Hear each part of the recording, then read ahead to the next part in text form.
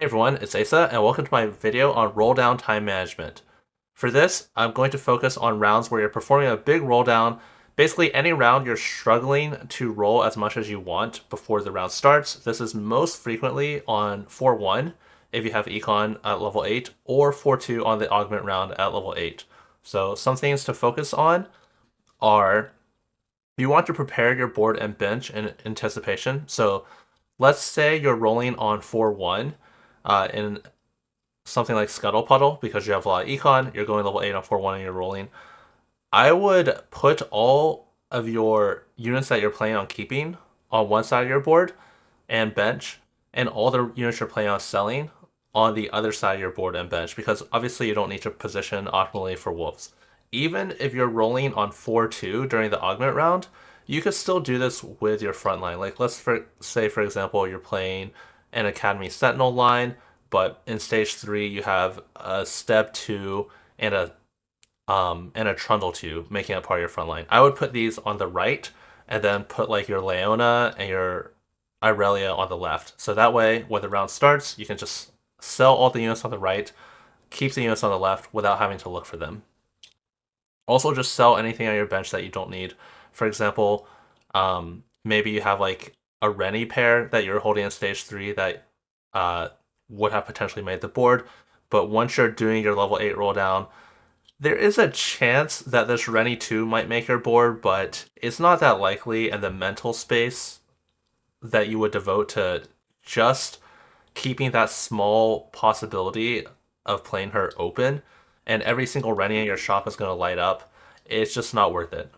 So definitely just get rid of units that don't fit in your comp. Choose your augments fast. So this is basically for stage 4-2 specifically.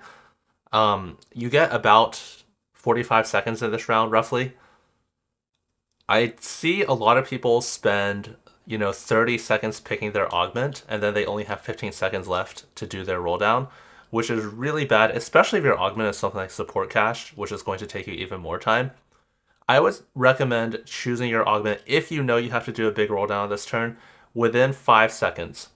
So there's a chance that you might not pick the best augment, but first of all, it's pretty small. You just have to trust yourself that if you think about augment for 5 seconds, or if you think about augment for 30 seconds, like I said, you might not pick the best one, but you'll probably pick very close to the best one, even if you don't. And realistically, most of the time, you're going to pick the best one anyway. And you're not going to pick something really bad. It's not like all of a sudden you're going to pick, um, you know, Enforcer +1 when you're not playing Enforcers at all. Like, you're just not going to do that. But if you have a big roll down, pick your augment fast. You're going to be pretty efficient. Um, and you could give yourself a little bit more time, but I would recommend trying to pick your augment within 5 seconds. Next is the budget time for items. This is especially important if you have a lot of items on 4-1, and this can tie into something. It might. I think I made a bullet point for this later, but you could even roll during neutrals in anticipation for budgeting time for items. So basically, if you're on wolves, chances are you'll get dropped several components, and these are gonna be items that you're gonna keep the rest of the entire game. So I'll see a lot of players roll until the round starts, and when the round starts, they have 5 or 6 components on their bench. They make items kind of haphazardly, and then you're stuck with those items for the rest of the entire game, for all of stage 4, all of stage 5, all of stage 6. So it's actually much more important to make sure you spend a little bit of time and getting the right items. This is similar to augments where you don't need to budget a ton of times. You don't need like 30 seconds. I think items are actually a little more complicated than augments just because, let's say you have 5 components, there's a lot more combinations you can possibly get. So it's a lot trickier to do. So that's why it's a little bit more important to budget some time. But at the end of the day, you're not going to make really bad items probably, so you don't need as much of your time. Clear useless unit. I talked about this earlier, but basically just in the example I gave earlier, let's say you're trying to play Academy Sentinel, and you have a Trundle 2 Step 2 that's carried your board through stage 3 as your front line. You know for sure once you're doing your level 8 roll down, you don't need these units on your board. Again, there is a small chance that if you miss really hard on your roll down, it will still be your strongest board. That's possible. However, if it's true, it's going to be really, really, really minor. And second of all, just like the mental budget that of all these useless units lighting up in your shops, and even having to think about whether to play these units on your board, just open sell them.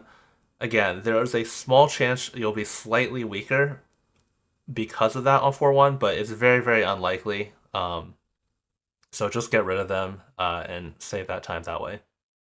So this is what I mentioned about budgeting time earlier. On 4-1, if you know you're rolling on 4-1, you can actually roll to 20 during neutrals. So this will cost you 3 gold of interest because, of course, making 20 instead of 50 is 3 gold less.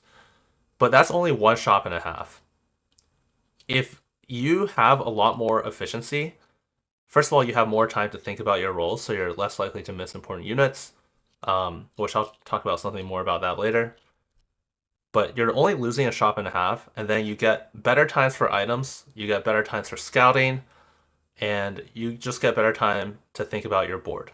So losing 3 gold here in order to gain more time to focus on your rolls as well as prepare your board and items is very frequently worth it. You'll see top players, players who have competed in worlds multiple times. You'll see this all the time. I think a lot of newer players kind of have like an idea in mind if it's like, oh, if I'm a perfect TFT player, then I don't need to do this. But it's just not the case. No matter who you are, you can having only 30 seconds in a round where you're rolling down is not enough time for anyone.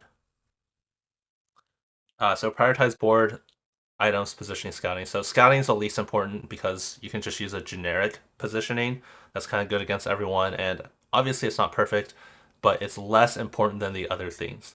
Positioning is less important than items.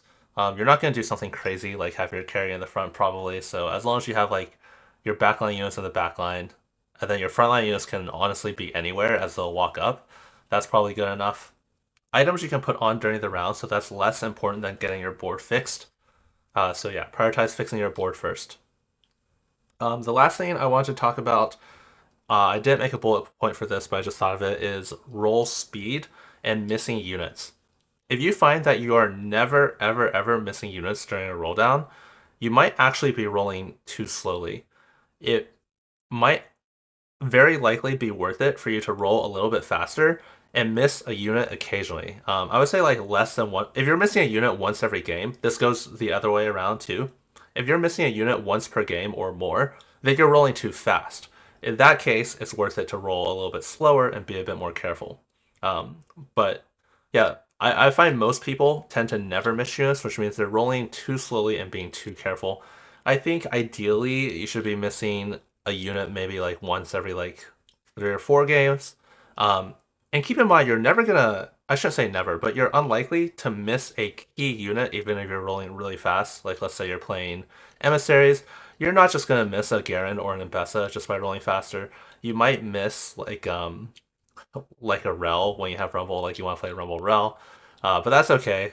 You're definitely not gonna miss a key unit. Well, I shouldn't say definitely, but you're unlikely to. So if you're too careful, rolling a little bit faster, the rewards will outweigh the downside of missing a unit occasionally. And if you are missing units, then you're probably rolling too fast, and the rewards of not missing units may outweigh being able to get more rolls during the round.